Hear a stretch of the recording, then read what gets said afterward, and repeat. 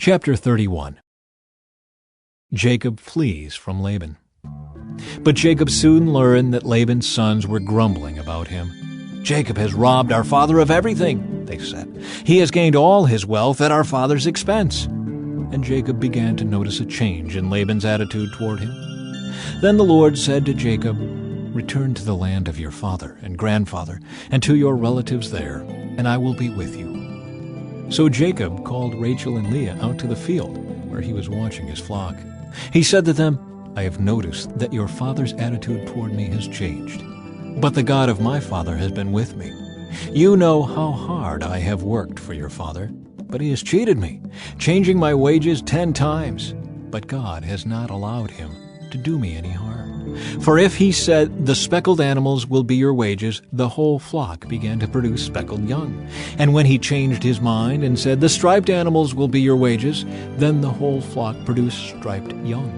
In this way God has taken your father's animals and given them to me. One time during the mating season I had a dream and saw that the male goats mating with the females were streaked, speckled, and spotted. Then in my dream the angel of God said to me, 'Jacob,' and I replied, 'Yes, here I am.'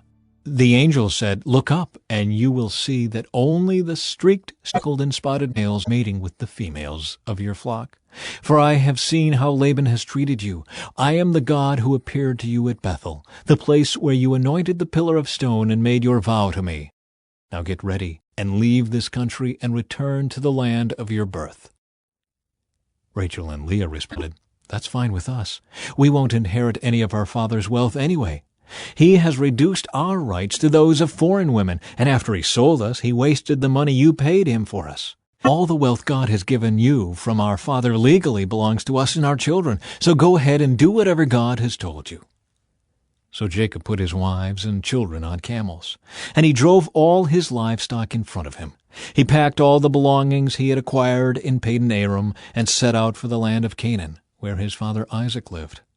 At the time they left, Laban was some distance away, shearing his sheep.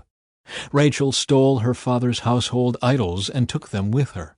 Jacob outwitted Laban the Aramean, for they set out secretly and never told Laban they were leaving.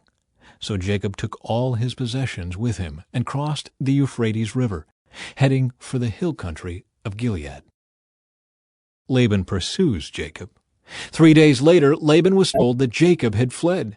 So he gathered a group of his relatives and set out in hot pursuit. He caught up with Jacob 7 days later in the hill country of Gilead. But the previous night, God had appeared to Laban the Aramean in a dream and told him, 'I'm warning you, leave Jacob alone.' Laban caught up with Jacob as he was camped in the hill country of Gilead, and he set up his camp not far from Jacob's. 'What do you mean by stealing away like this?' Laban demanded. 'How dare you drag my daughters away like prisoners of war? Why did you slip away secretly? Why did you steal away? And why didn't you say you wanted to leave? I would have given you a farewell feast with singing and music, accompanied by tambourines and harps. Why didn't you let me kiss my daughters and grandchildren and tell them goodbye? You have acted very foolishly. I could destroy you, but the God of your father appeared to me last night and warned me, leave Jacob alone. I can understand your feeling that you must go and your intense longing for your father's home, but why have you stolen my gods?' 'I rushed away because I was afraid,' Jacob answered. 'I thought you would take your daughters from me by force. But as for your gods, see if you can find them, and let the person who has taken them die. And if you find anything else that belongs to you, identify it before all these relatives of ours, and I will give it back.' But Jacob did not know that Rachel had stolen the household idols. Laban went first into Jacob's tent to search there, then into Leah's, and then the tents of the 2 servant wives. But he found nothing. Finally, he went into Rachel's tent. But Rachel had taken the household idols and hidden them in her camel's saddle, and now she was sitting on them. When Laban had thoroughly searched her tent without finding them, she said to her father, 'Please, sir, forgive me if I don't get up for you. I'm having my monthly period.' So Laban continued his search, but he could not find the household idols. Then Jacob became very angry, and he challenged Laban. 'What's my crime?' he demanded.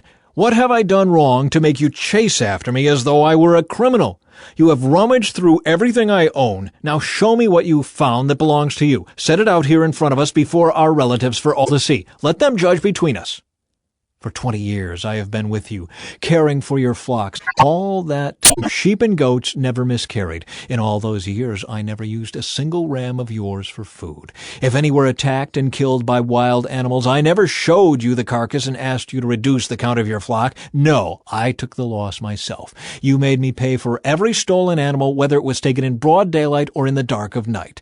I worked for you through the scorching heat of the day and through cold and sleepless nights. Yes, for 20 years I slaved in your house. I worked for 14 years earning your 2 daughters and 6 more years for your flock. And you changed my wages 10 times. In fact, if the God of my father had not been on my side, the God of Abraham and the fearsome God of Isaac, you would have sent me away empty-handed. But God has seen your abuse and my hard work. That is why he appeared to you last night and rebuked you.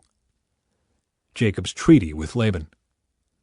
Laban wrote to Jacob, "These women are my daughters, these children are my grandchildren, and these flocks are my flocks. In fact, everything you see is mine. But what can I do now about my daughters and their children? So come, let's make a covenant, you and I, and it will be a witness to our commitment." So Jacob took a stone and set it up as a monument. Then he told his family members, "Gather some stones." So they gathered stones and piled them in a heap. Then Jacob and Laban sat down beside the pile of stones to eat a covenant meal. To commemorate the event, Laban called the place Jegar-Sahadutha, which means witness pile in Aramaic, and Jacob called it Gilead, which means witness pile in Hebrew. Then Laban declared, "This pile of stones will stand as a witness to remind us of the covenant we have made today." This explains why it was called Gilead, witness pile. But it was also called Mizpah, which means watchtower. For Laban said, "May the Lord keep watch between us to make sure that we keep this covenant when we are out of each other's sight. If you mistreat my daughters, or if you marry other wives, God will see it even if no one else does.